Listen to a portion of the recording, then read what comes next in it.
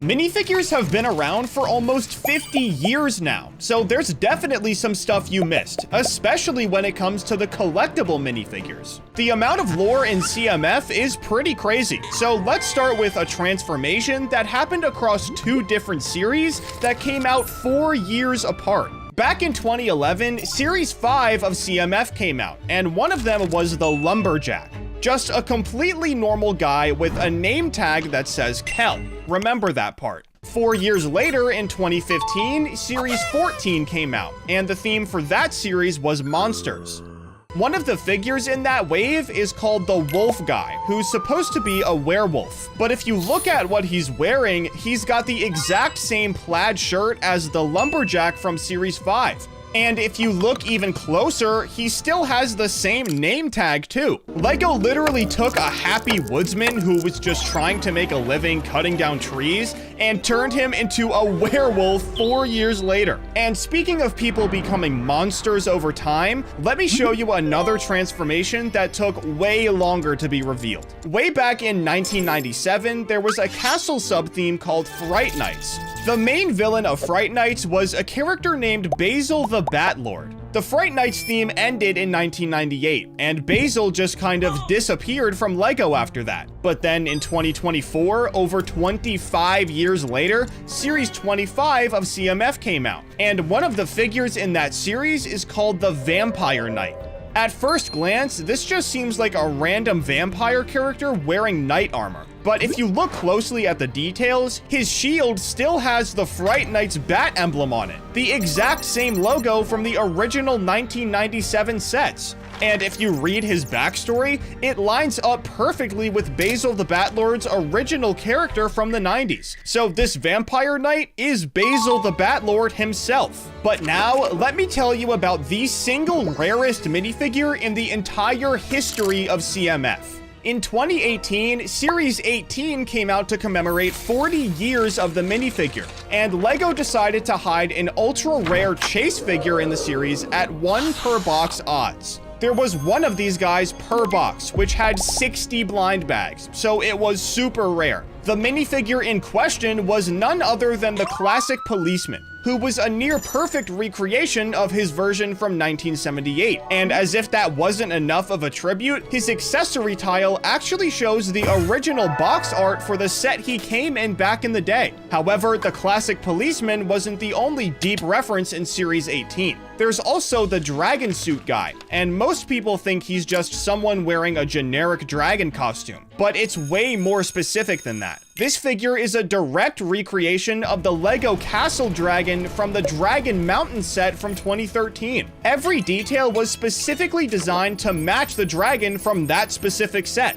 This one's nowhere near as popular as Brickley, so I don't really know why they chose him, but while we're talking about Series 18, there's another detail about it that explains why certain figures even exist. Series 18 had the brick suit guy and brick suit girl, and when they came out, most people thought they were just kind of random. But here's what they didn't realize. 2018 wasn't just the 40th anniversary of the minifigure. It was also the 60th anniversary of the LEGO brick itself. The modern LEGO brick with tubes and studs was patented in 1958, exactly 60 years before Series 18 came out. So this series was actually celebrating two major anniversaries at the same time. The 40th anniversary of the minifigure with the classic policeman, and the 60th anniversary of the brick with the brick suit figures. But now, let me show you something in Series 16 that you definitely didn't notice. This series came out in 2016, and one of the minifigs was the Rogue, who was a pretty standard castle-themed character. But if you look at the thing that's holding his cloak together, there's a tiny wolf pack emblem printed on it. Most people would never notice this detail. The wolf pack was a castle faction from 1992, so this reference went back over 20 years by the time Series 16 came out. And speaking of castle factions, Series 24 came out in 2023, and one of the minifigs is the Falconer. She's wearing black falcon colors and carrying a genuine black falcon faction bird, which is actually really important.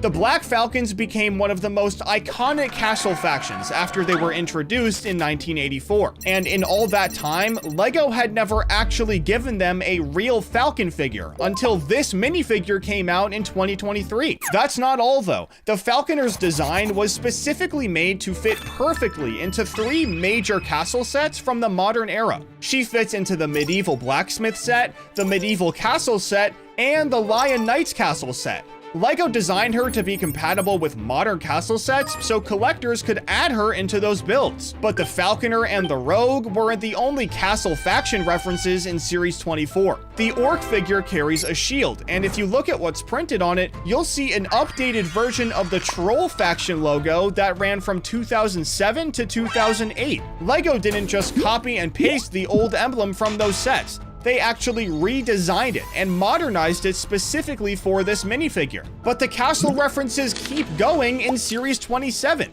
This one came out in 2025, and one of the minifigs is the Wolfpack Beastmaster. This guy has an actual wolf companion that comes with him. Now, that might not seem like a big deal until you realize that this is the very first Wolfpack minifigure in the entire history of LEGO Castle to actually come with a wolf. The Wolfpack faction has been around since 1992, and not a single one of their sets ever included an actual wolf until this minifigure. It's the exact same thing that happened with the Black Falcon faction. But one of the coolest castle references is the classic King minifigure in Series 13.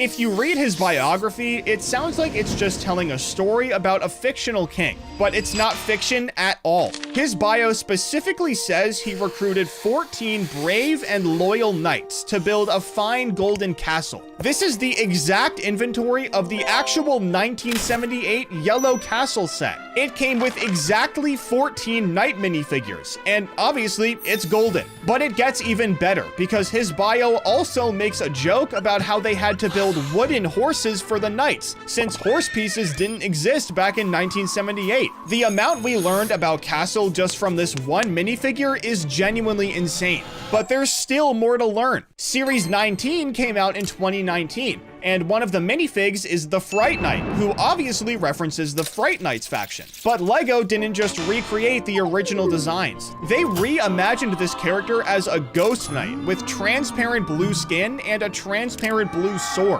The original Fright Knights theme never had anything like this, so why did LEGO even do it? Well, we've already seen that they wanted to redesign certain things from Castle. So for this minifigure, they used modern day technology to make him way cooler. Back in the 90s, LEGO didn't make anything like this. But now, let me show you a famous LEGO character hiding in plain sight in this same series. The character I want to focus on is the Jungle Explorer. Pretty generic name for a guy in explorer gear, but this minifigure is actually Johnny Thunder from the Adventurers theme, and it was directly confirmed by the designer Austin Carlson in an interview.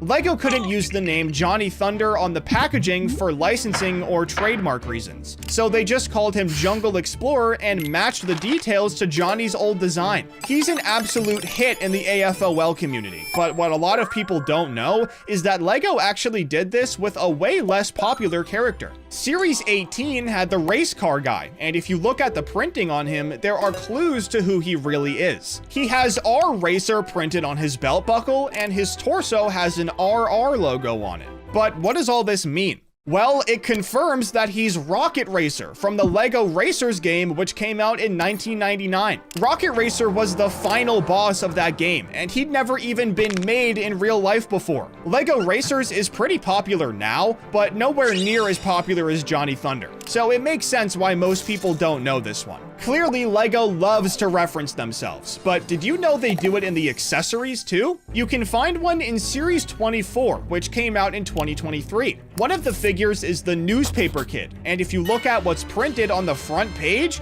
it shows the classic policeman from Series 18. So a CMF figure is holding a newspaper with another CMF figure printed on it. Very typical of LEGO. Another thing that's really common is for LEGO designers to hide signatures in sets they make. But did you know they do it in CMF too? Series 11 came out in 2013, and one of the figures is the diner waitress. She's wearing a classic 1950s diner uniform with a name tag, and if you look at that name tag, it says Tara. which is a direct reference to LEGO designer Tara Wilkes, who worked on CMF. It's pretty funny that this is basically just a regular signature. But speaking of interesting designer decisions, Series 26 came out in 2024 with a space theme, and one of the figures is Orion. Now, most minifigures get designed by starting with a character concept and then figuring out how to build it later, but Orion was made completely backwards. The designers wanted to use as many transparent pieces as possible on one singular minifigure as a technical challenge. And only after this did they figure out what character would actually justify having all of these transparent parts.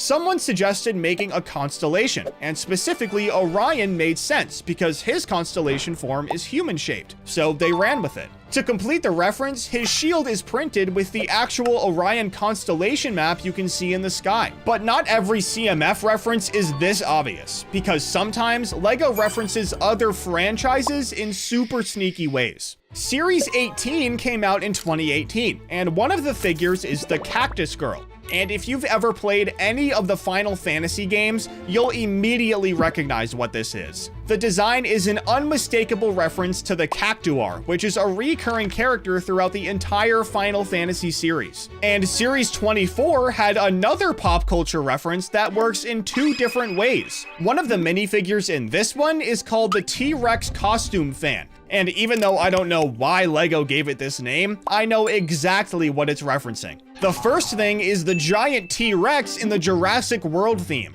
They pretty much have the exact same design, but the second thing is way better. This minifigure is also a reference to the inflatable T-Rex costume that's always going viral online. I swear I've seen videos of this thing for like the last 10 years, and I genuinely can't believe that LEGO made a minifigure that basically looks just like it. But one of the minifigs in Series 26 had a technical problem that LEGO had to work around with printing, and that minifigure was the Ice Planet Explorer. This minifig references the Ice Planet 2002 sub-theme, which ran from 1993 to 1994.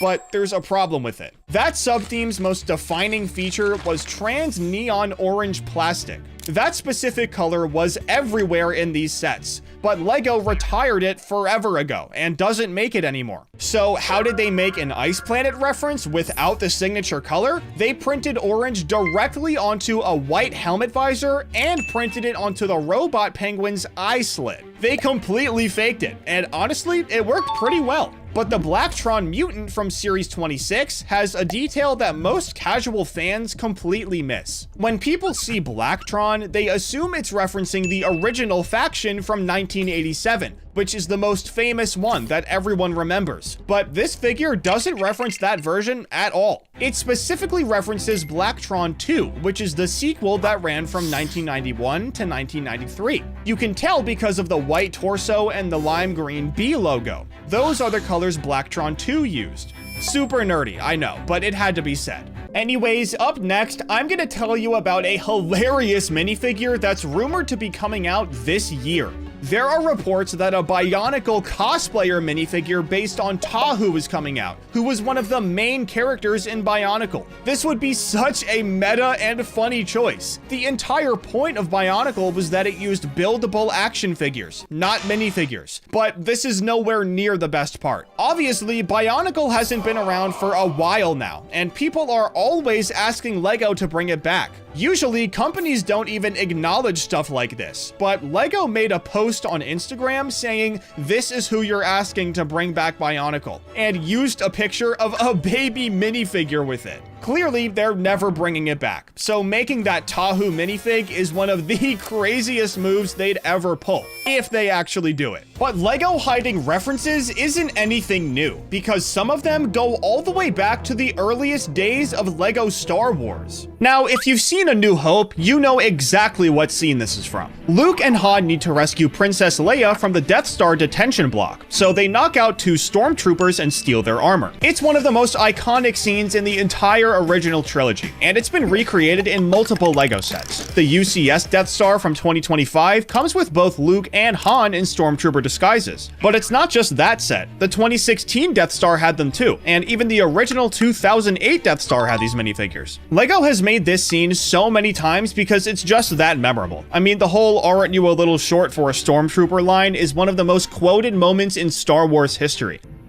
Short for a Stormtrooper. So of course LEGO keeps bringing it back. But speaking of Stormtroopers, the 2025 UCS Death Star also has one of the funniest minifigures in the entire theme, the Hot Tub Stormtrooper. Now, if you've never played the LEGO Star Wars video games, you might be confused by this. But in LEGO Star Wars 2, the original trilogy, LEGO Star Wars The Complete Saga, and LEGO Star Wars The Skywalker Saga, there's this running gag where you can find Stormtroopers just chilling in hot tubs around the Death Star. It's completely random and has nothing to do with the actual movies, but it became such a beloved Easter egg that LEGO decided to make it a real minifigure. So in the 2025 Death Star set, there's literally a Stormtrooper relaxing in a hot tub, which is super funny. But let's move on to another iconic moment from the original trilogy: Han Solo frozen in carbonite. In The Empire Strikes Back, Darth Vader captures Han in Cloud City and uses him as a test subject for the carbon freezing chamber. The whole scene is super intense because nobody knows if Han will actually survive, and it ends with him getting frozen and handed over to Boba Fett. It's one of the most dramatic moments in the entire original trilogy, and LEGO has recreated it multiple times. The carbon freezing chamber set comes with a Han and carbonite piece, and so does the massive Betrayal at Cloud City set. But here's what's interesting. The Han and carbonite piece isn't even technically a minifigure. It's a printed tile that looks like Han frozen in carbonite. LEGO's used this piece in so many sets over the years that it's become one of the most recognizable elements in the Star Wars theme. But Han getting frozen isn't the only iconic moment from Cloud City. There's also the legendary duel between Luke and Darth Vader, which is where the "I am your father" reveal happens.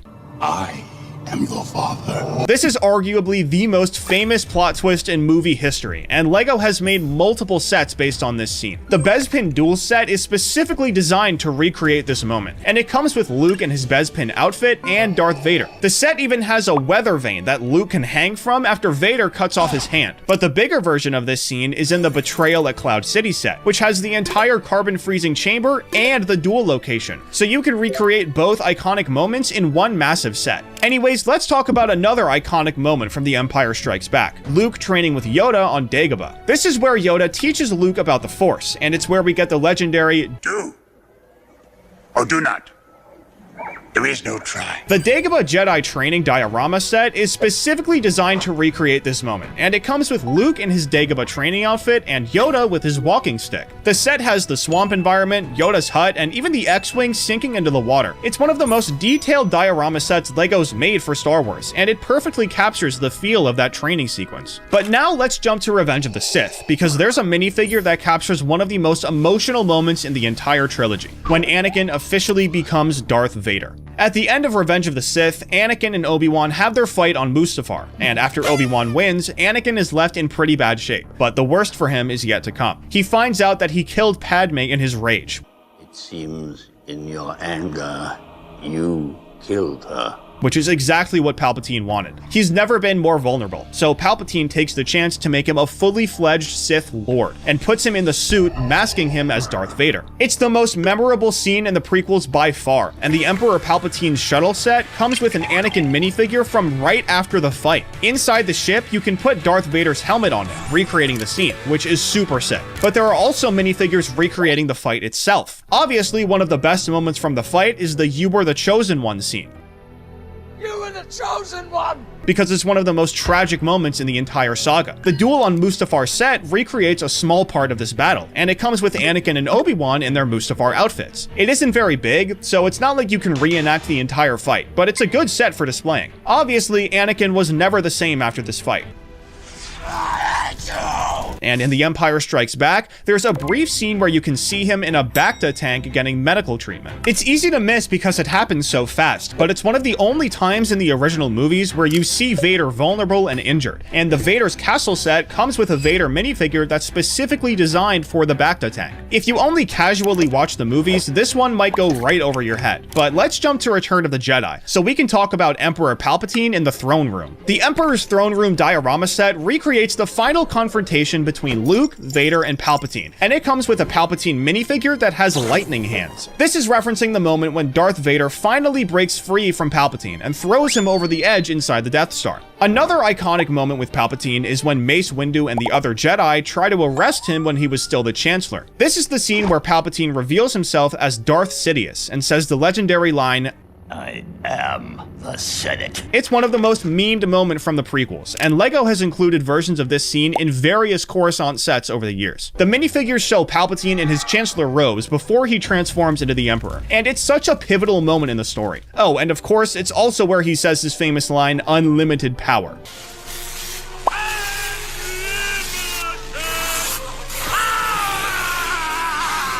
But let's go all the way back to the beginning, to the Phantom Menace, because there's a small minifigure detail in there that's easy to miss. The Duel on Naboo set comes with Qui-Gon Jinn, Darth Maul, and Obi-Wan, and it's recreating their fight in the Naboo generator. This is where Darth Maul kills Qui-Gon, and it's one of the most shocking moments in the Phantom Menace. But here's the thing, the Qui-Gon minifigure has two different faceplates, and one of them is very reminiscent of his face when he dies. It's not explicitly labeled as his death face, but if you look at it, it has this pained, exhausted expression that looks exactly like Qui-Gon in his final moments. We all remember what happens next. Obi-Wan cuts Darth Maul in half, and he falls down a shaft, and everyone assumes he's dead. But in the Clone Wars, it's revealed that Maul survived and got cybernetic spider legs to replace his missing lower half. The Mandalorian speeder set comes with a Darth Maul minifigure that has these mechanical legs, and it's such a specific reference to the Clone Wars. Like, if you only watched the movies, you'd have no idea why Maul is still alive or why he has robot legs. But if you watch the show, you know this is one of the most important plot points in all of Star Wars. But now, let's talk about Padme in the Geonosis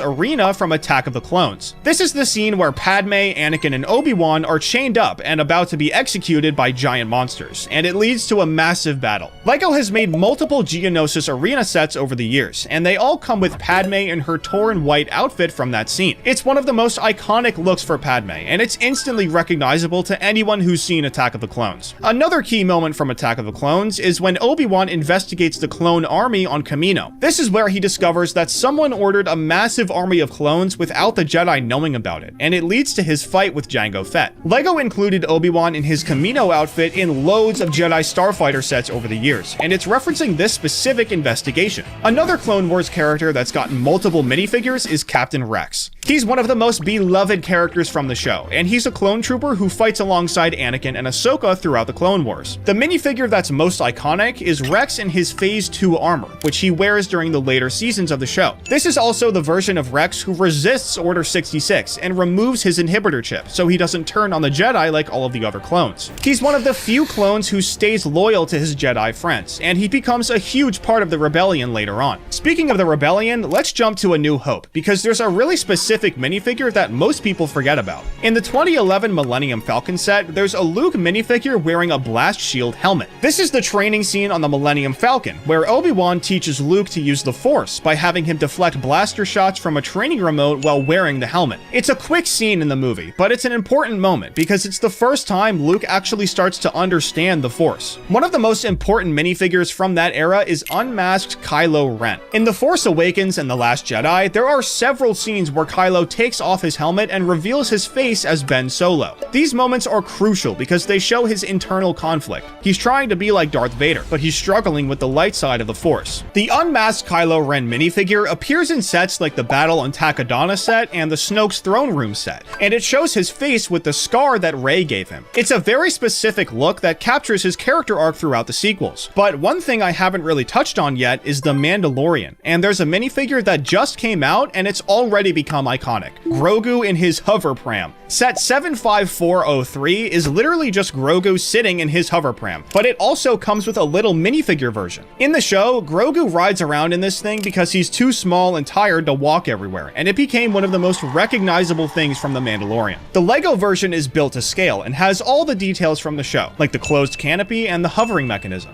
It's such a simple set, but it perfectly captures one of the cutest moments from modern Star Wars. But now, let's talk about one of the most controversial minifigures in LEGO Star Wars, Darth Jar Jar. For years, there was a huge fan theory that Jar Jar Binks was actually a secret Sith Lord who was manipulating everyone in the prequels. The theory got so big that it became a giant meme on the internet, and eventually Star Wars themselves leaned into it. In the Dark Falcon set, which is an alternate universe version of the Millennium Falcon, there's a Darth Jar Jar minifigure. He's wearing Sith robes and has a red lightsaber, and it's LEGO's way of acknowledging the fan theory. It's such a ridiculous and fun reference that you can't help but love it. But this next minifigure is one of the weirdest ones in this whole video. Now, obviously, LEGO's made special minifigures for the Star Wars advent calendars before, and most of the time they aren't canon. Like, when have you ever seen Darth Vader in a Christmas sweater? But this C-3PO is actually canon. In The Rise of Skywalker, Babu Frick was accessing his memory and needed him to translate something in a Sith language. However, C-3PO was programmed to not be able to do this, so to make it happen, Babu put him in a restricted mode which turned his eyes red. So even though this wasn't as cool as C-3PO turns to the dark side, the minifigure is definitely still referencing something very canon to the story. But LEGO doesn't just hide references in licensed themes. Sometimes they show up in the last place you'd ever look, like the plumber from CMF Series 9. When you open up this minifigure, you get a guy in overalls with a toolbox, which makes sense for a plumber. But then you look at what he's holding, and it's a literal toilet plunger. Obviously, this makes sense for a plumber, but here's the thing. LEGO had to make an entirely new mold just for this accessory, which is so much work for them. All of this effort went into making sure a minifigure could hold a toilet plunger. But speaking of using accessories in weird ways, let me take you back to 1999, when the Phantom Menace sets for LEGO Star Wars first came out. The Gasgano Pod Racer minifigure needed to be built, and if you've seen the movie, you know Gasgano has these really long alien arms that are way longer than human arms. So LEGO looked at their parts catalog and had to figure out how to represent this. And apparently, someone looked at the chainsaw piece and thought it would work. So they used them to build Gasgano's extra limbs. And the crazy part is that it actually does work. The chainsaws look pretty good as alien arms. But these aren't even close to the weirdest arms in LEGO, because just one look at the minifigures from the Friends theme completely changes my mind. Now, obviously these aren't traditional minifigures, but they can actually be taken apart like regular ones, and this is where the fun begins. The size of the connection point of a Friends arm is the perfect size to fit into where the hands go on a traditional minifigure. So you end up with this minifigure with super cursed arms, and all you had to do was mix and match different figures. But now, let me show you one of the funniest accessories LEGO's ever made. The Series 25 film noir detective came out in 2024, and the entire minifigure is grayscale to match the aesthetic. Everything is monochrome until you look at his accessory, and it's a bright red fish, a literal red herring. Now, this next thing isn't technically an accessory, but I can't talk about Series 25 without mentioning the Afghan Hound. This is one of the funniest looking dog breeds in the world, so I love that LEGO made their own version. The dog even comes with a groomer with a pair of scissors, and considering what this dog looks like, she's definitely gonna need them. This next accessory, though, is actually for a big fig instead of a minifigure, but in my opinion, that just makes it even weirder. Literally every big fig has these giant fists that are barely compatible with anything LEGO makes. But did you know they made an infinity gauntlet for Thanos that actually fits over this giant fist? The piece has actually been retired since 2023, but during its 5-year shelf life, it was only in 6 sets, so it was pretty hard to come by. And most of the time, it didn't come with all of the infinity stones. So a lot of fans try to collect them all so they can have a real infinity gauntlet. But this isn't even the only version of this thing. Remember in Avengers Endgame when the Avengers made their own Infinity Gauntlet called the Nano Gauntlet? Well, LEGO made this one too, and it's in the Hulk helicopter drop set from 2023. This one actually comes with a good amount of Infinity Stones, so most people buy this set to complete their collection. But if you think accessories for big figs are weird, Series 19 from 2019 has something that seems physically impossible. One of the minifigures in that series came with a full mountain bike. It was 100% brick built, and honestly looks pretty cool. The funniest part is that it had to fit inside the same small blind bag as the minifigure itself. A lot of people like to feel the bags before they buy them so they know what's inside. And if you did that with this one, you'd literally know instantly because of all the extra parts. But speaking of Series 19, that same series had the Shower Guy minifigure, one of the funniest minifigures ever made. He comes with a rubber duck, which makes sense for a shower theme. But this wasn't just any rubber duck. LEGO made a completely new green color variant specifically for this minifigure. The rubber duck mold already existed in yellow, but apparently the shower guy needed a green one. But here's where it gets even weirder. He also comes with a paper towel piece, and it just goes right over his waist. It also has rubber ducks printed all over it just to add to the effect. It's like everything they did for this guy was one big joke. But the weirdest new color variant in Series 19 isn't the duck,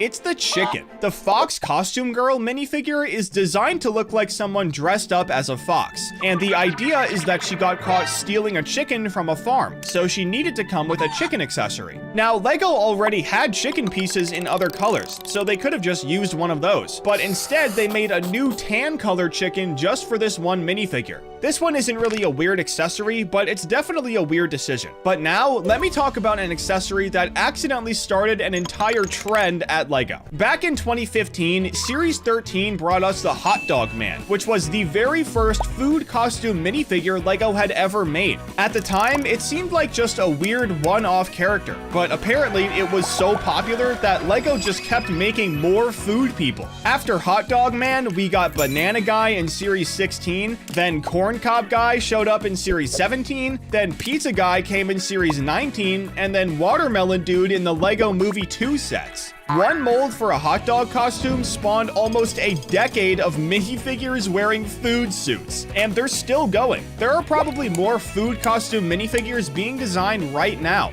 And speaking of food, the Series 11 Pretzel Girl from 2013 needs to be mentioned. She comes with a giant pretzel that's literally bigger than her head. If you scale it to real-world proportions, this pretzel would be like 2 feet wide. I'm not sure why LEGO decided the pretzel needed to be so big, but apparently she needed a pretzel you could see from across the world. But if you thought food was weird, just wait until you see this next accessory. The Clumsy Guy minifigure comes with a brand new pair of crutches that LEGO designed specifically for this character. And he really needed them, because LEGO went all out making him look injured. He has a cast printed on one leg, a black eye on his face, and a bandage wrapped around his head. I mean, he looks like that one guy from SpongeBob. But speaking of medical accessories, LEGO also made a wearable cast piece that actually fits onto a minifigure's arm. It's a physical separate piece that you attach to the arm. So if you want to have an entire hospital full of injured minifigures for some reason, LEGO has made everything you need to do that. Now, the Series 15 Animal Control Officer from 2016 comes with a skunk, and LEGO designed a completely new skunk mold just for this one minifigure. But the funny part is that the officer also comes with a capture net so he can catch it. This has got to be the only time a minifigure's gotten this accessory. It's such a weird one. But you can find weird accessories outside of any CMF series. Moving over to the Harry Potter theme, the Mandrake plant is legitimately one of the weirdest accessories LEGO's ever made. It's a screaming magical plant that unfortunately can't be pulled out of its pot by minifigures, but it showed up in the Astronomy Tower set from 2020. In the Harry Potter universe, mandrakes scream when you pull them out of soil, and their screams can kill you if you're not wearing earmuffs. So LEGO had to design a plant that looks like it's screaming, and they did. The mold actually has a little face screaming on it. I think the best part though is the fact that you can actually pull it out of the pot. I mean, that's just perfect. But if you want to see something really specific, LEGO made a minifigure scale arcade game cabinet, and it's not just one piece. It's made out of 2 separate pieces that connect together. Now, obviously this thing is way too big for a minifigure to hold. But that's not why LEGO made it. They made it so the minifigures could play video games on it. This is an insane concept that I can't believe actually exists. But speaking of super specific accessories, there's a mechanical powerlifter arm with a flexible rubber piece attached to it. This was made for a LEGO powerlifter minifigure concept, and it's not just a solid plastic arm. It has an actual molded rubber tube that's flexible. This piece ended up going on the M-Tron powerlifter in CMF Series 26, which is pretty crazy because the M-Tron theme ended in like 1991, and this CMF pack came out in 2024. But anyways, let me show you something that's weirdly dark for a kid's toy. LEGO made a barbed wire coil that minifigures can hold in their hands. And this isn't barbed wire as a fence piece that you build into a set. It's a literal coil of barbed wire made to be carried around by a minifigure. This is definitely one of the weirder accessories in this video. But moving back to lighter stuff, did you know that there's a single molded balloon dog piece in LEGO's catalog? This thing came out back in 2018, and since then it's been in 13 different sets. So clearly LEGO uses it a lot. The first time we ever saw it though was in CMF Series 18, when they released the Party Clown minifigure. This series in general is full of weird accessories. There's a mouse,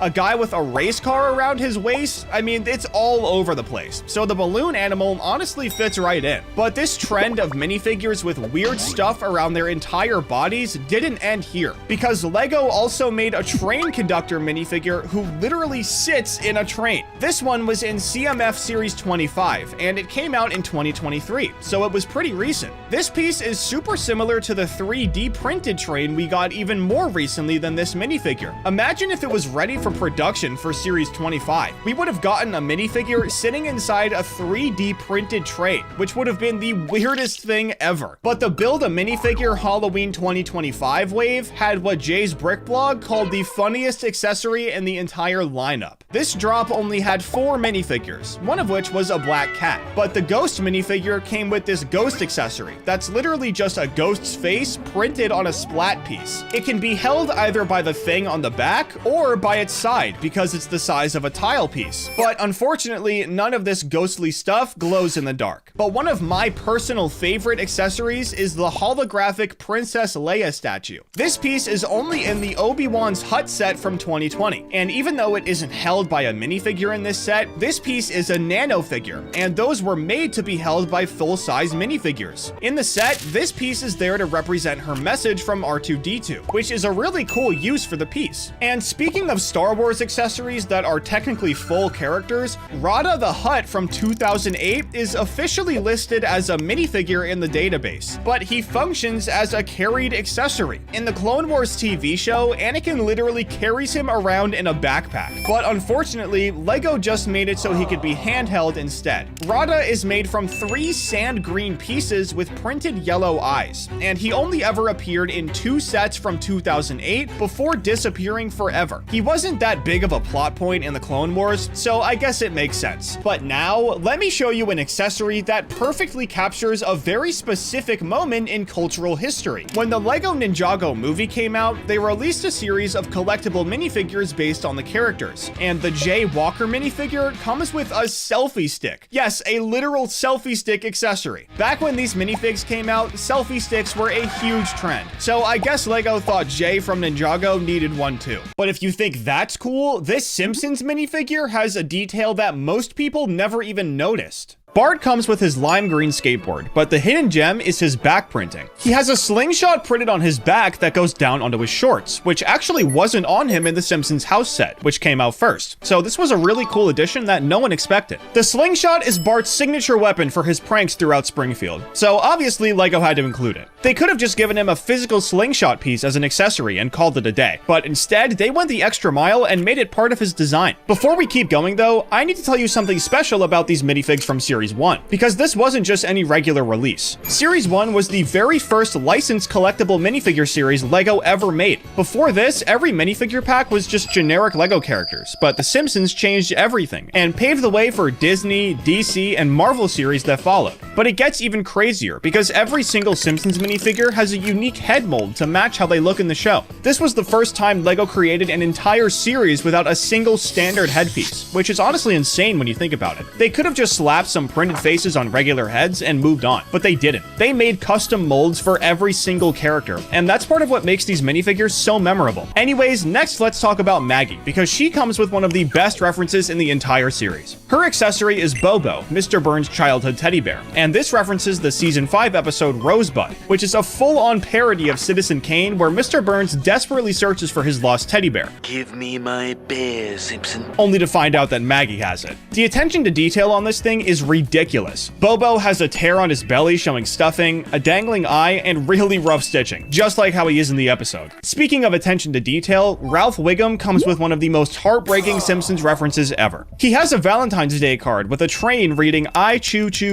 you," which is from season 4, episode 15, I Love Lisa. In this episode, Lisa gives Ralph this card out of pity, but Ralph actually thought she liked him, which led to one of the saddest moments in the entire show. But did you know that this was actually based on a real story? Screenwriter Al Jean got a similar Valentine in 3rd grade, and he loved it so much that he had the phrase inscribed on his wedding ring. So this isn't just a reference to the show, it's a reference to a real-life event that inspired the episode, and now it's a Lego accessory. But now let's talk about Grandpa, because his accessory might be the most famous one in the entire theme. He comes with a newspaper that says "Old Man Yells at Cloud," and if you've been on the internet at all since like 2015, you've seen this meme before. It comes from season 13, episode 13, The Old Man and the Key, where Abe uses this newspaper clipping as the photo for his driver's license. The image has become one of the most popular Simpsons memes on the internet, so putting it on an actual printed tile is genius. They could have put anything on that piece, but they chose something everyone's seen before, which was a great idea. Ned Flanders might be more perfect though, because he comes with 2 accessories, and both of them tell you everything you need to know about his character. The first one is a toolbox that says "Property of Ned Flanders," which is obviously referencing how Homer is always stealing his stuff. But the second one is way more interesting. It's a white mug that says "I heart Southpaws," which references Ned being left-handed. He's extremely proud to be a lefty, so much in fact that he opened the Leftorium, a store selling products for left-handed people in the episode when Flanders failed from season 3. The store isn't talked about in that many episodes, but Ned being left-handed is a pretty important trait for his character. But now let's jump to series 2, because this is where things really start getting interesting. Homer shows up in his formal blue suit carrying a heart-shaped box of chocolates, and Marge is wearing her elegant orange dress with white gloves, red lipstick, a blue purse, and red flowers. Both of these outfits directly reference season 1, episode 13, Some Enchanted Evening. In this episode, Homer brings Marge a wilted rose and chocolates to apologize for neglecting her, and they go on a romantic date. But did you know that this was actually supposed to be the first Simpsons episode ever? It was the original pilot, but it had to be delayed and reanimated because of severe quality issues. The animation was so bad that they just could not air it first, so they had to push it back and fix it. So not only is Lego technically referencing the first episode ever made, they're also referencing an episode with a really cool story behind it, which makes it even better. Series 2 also gave us Bartman, which is Bart's superhero alter ego. Bartman first appeared in season 2, episode 21, 3 Men and a Comic Book, when Bart needed a costume for a comic convention discount. But he's more famously known for season 18's Revenge is a Dish Best Served 3 Times, that had a full Batman parody origin story. His accessory is his trusty slingshot, which makes sense since obviously he's still Bart. But the thing is, Bartman isn't the only superhero in series 2, because Milhouse shows up as Fallout Boy. Milhouse is wearing a green mask, a blue costume, and a lime green cape. And this references season 7, episode 2, Radioactive Man from 1995. In the episode, Milhouse was casted as Fallout Boy in the Radioactive Man movie, beating out Bart, who was an inch too short. There's something you might not know about Fallout Boy though. The band Fallout Boy actually got their name from this character after someone shouted it out in the crowd at one of their first shows. So not only is this a reference to The Simpsons, but it's also a reference to a real band that was inspired by the show. Lisa also makes an appearance in series 2, and her accessory is Snowball 2, the family's black cat. Snowball 2 replaced the original Snowball, who was white, and shows up all throughout the show. The Simpsons family just isn't complete without their pets, so it's a good thing Santa's Little Helper also came to play in series 2.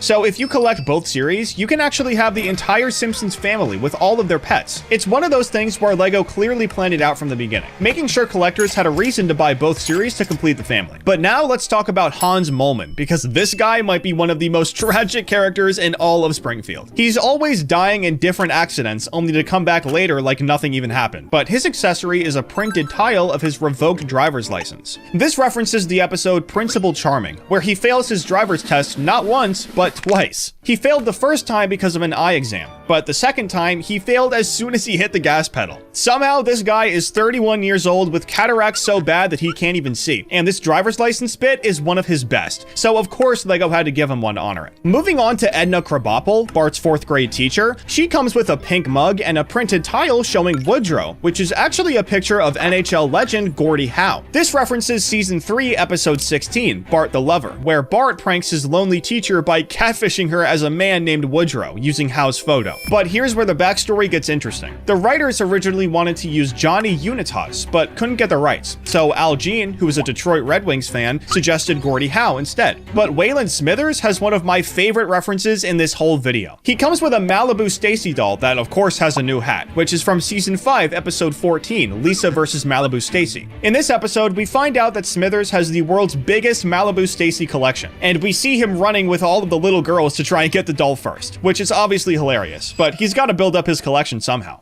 Actually, I lied before. The accessory with Dr. Hibbert might actually be my favorite. He comes with an x-ray of Homer's brain, but it isn't just any x-ray. It's referencing season 12, episode 9, Homer with no E, where we find out why Homer's so stupid. When he was a kid, he had a habit of shoving crayons up his nose, and apparently one of them never came back. Eventually, it made its way up to his brain, and made Homer into the stupid guy we all know. The best part of this episode is when Homer asks his doctor how he never noticed the crayon before, and Hibbert tells him his thumb always covered it up on the x-rays. My thumb must have covered up the crayon every time. It's such a ridiculous explanation, but it fits perfectly with the show's humor. All of these minifigures so far have been in packs, so now let's talk about some that came in actual sets. Homer in the Krusty Burger set has a stain on his shirt, and this is a reference to the Rib Witch. For anyone who doesn't know, the Rib Witch is this legendary sandwich from season 14, episode 15, I'm spelling as fast as I can, where Homer becomes completely obsessed with it. He follows the Rib Witch tour around the country like a rock band, and the sandwich becomes this mythical thing that everyone wants. Give you anything for it. Homer literally can't get enough of them, so it only makes sense that he'd have a stain on his shirt. I mean, this is Homer we're talking about here. Krusty the Clown in the Krusty Burger set also has a special outfit. It's a reference to the episode Coming to Homerica from season 20, where Krusty launches a veggie burger campaign. In the episode, the Krusty Burger gets named the unhealthiest fast food place in the world. Studies show your Krusty Burger is the unhealthiest fast food item in the world. So Krusty tries to fight the allegations by making a vegetarian burger called the Mother Nature Burger. But unfortunately, one of the ingredients got contaminated by rat meat. So not only was it not vegetarian, but everyone ended up getting food poisoning too.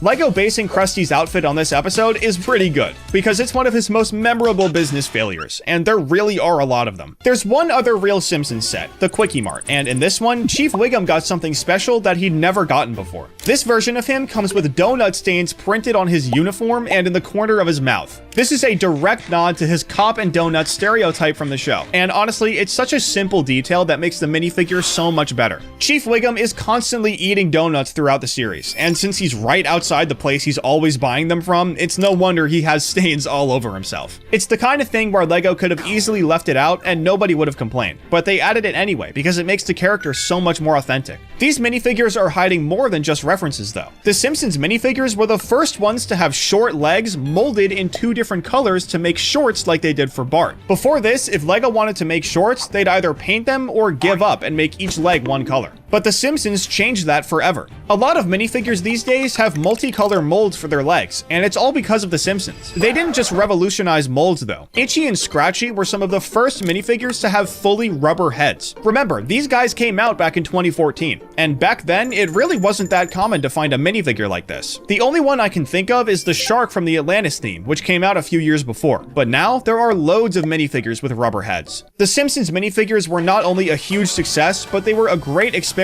that showed LEGO what they could get away with. The cool thing about the minifigs in Series 1 is that they were in the special episode Brick Like Me from season 25, episode 20, which came out just a few days after the minifigures were released. In the episode, Homer wakes up in a LEGO version of Springfield, and it's basically one giant love letter to LEGO. The timing of this episode couldn't be better, and I think we can all agree that it's a good thing the ones in real life didn't come out like the ones from the episode. The custom head molds look so much better. But what was your favorite minifigure reference in this video? Be sure to let me know down in the comments, and don't forget to subscribe.